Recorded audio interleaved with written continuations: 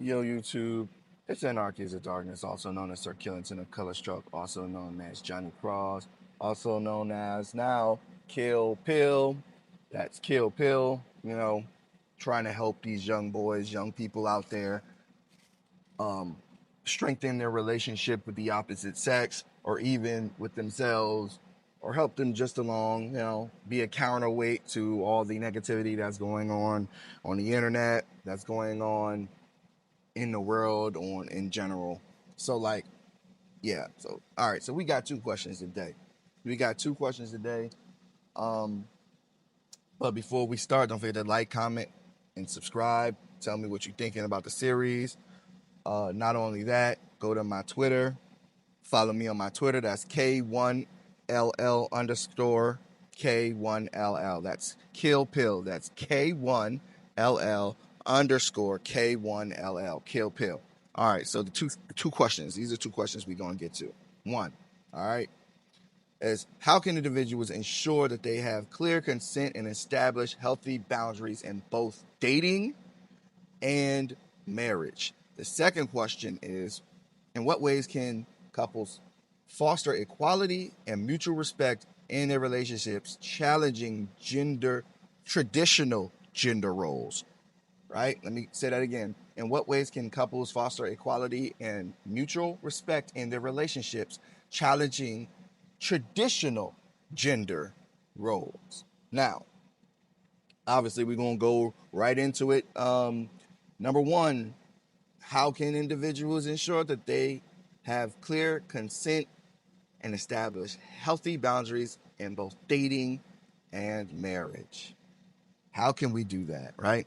In my last episode, I explained simply communication is the key to everything, or you are dead in the water. I'm always going to push communication because if you are not communicating with your partner, you guys are dead in the water. You can't assume what they know. You can't assume what they want. You can't assume anything because if you just assume, you may come to a point where you've done something that you regret.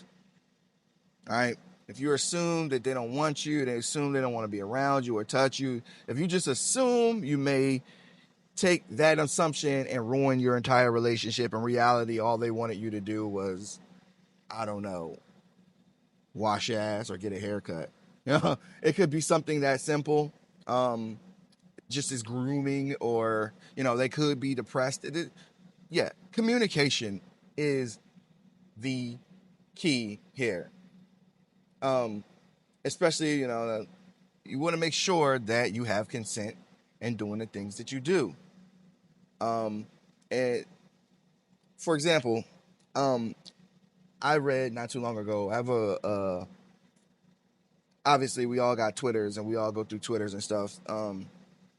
There's a guy who is a married man who I follow who does BDSM, and he is married. I think I just said that he's married, but he is a dom or a daddy for several different women.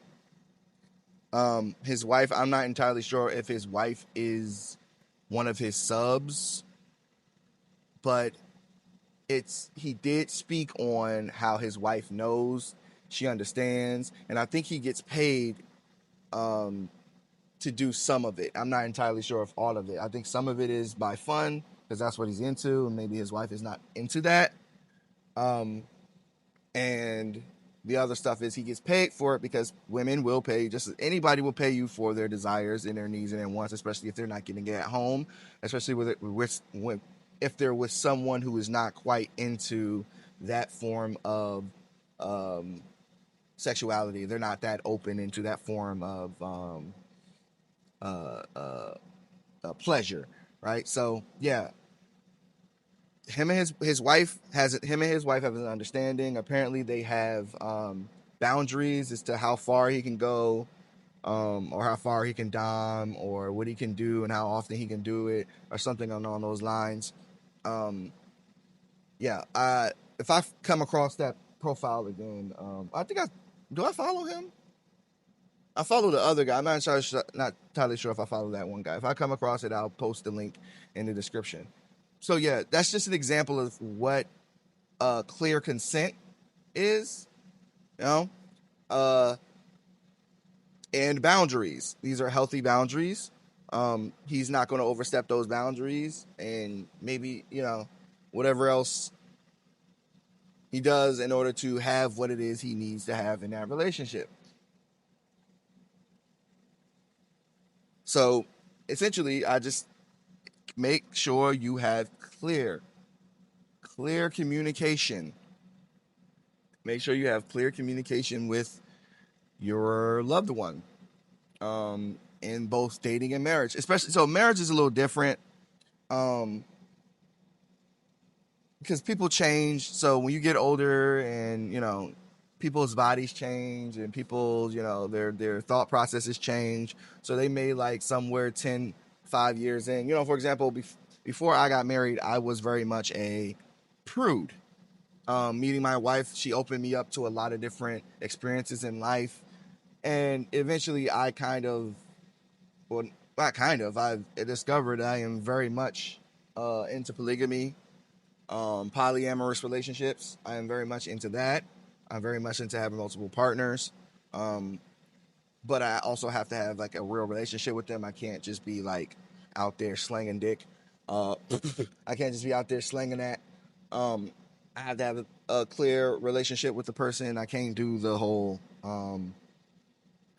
free sex thing, that whole deal. But yeah, um, before people change. So you have to be able to have that conversation with your partner. Now in dating, I know in the beginning you don't just come out and be like, So I like to whip women, tie them up and whip them. You don't just, in a dating situation, you don't do that. Obviously, you have a dating life, and if you like this person, you guys carry on, and then it comes time before you marry this person, you have to let them know the stuff that you're into. You have to be like, hey, would you like to experience this with me? I like to do this. I like to do that. This is really what I'm into. If you got to ease your way into it, some of these people are not going to like that. It might put a sour taste in their mouth, and you may lose that person. But at least you are honest about it. You didn't drag this person into a long relationship where you're really into both sexes, or you're really into things that are not considered the norm. So you're not dragging them into something that they're not into, or you're not dragging them into a lifestyle and make it adjacent to your relationship. So yeah, with dating, you may have to wait a little bit, but you should definitely again communicate. Hey, I like this. I like lit candles and whatever else uh, things you may be into. That's smarter to do opposed to just waiting. Because some people find the love of their life and they love everything about them, 99% of them, 95, 98% of them. And then when it gets to the thing that they themselves really like, that person does not like, but they also don't want to lose that person. So, if a person's not really into butt stuff, all right, I'm just naming a bunch of crazy stuff. Like if this person you love is not into butt stuff, then you should probably, again, be open and honest about it and be like, hey, uh, find you know, what do you call it? An in between.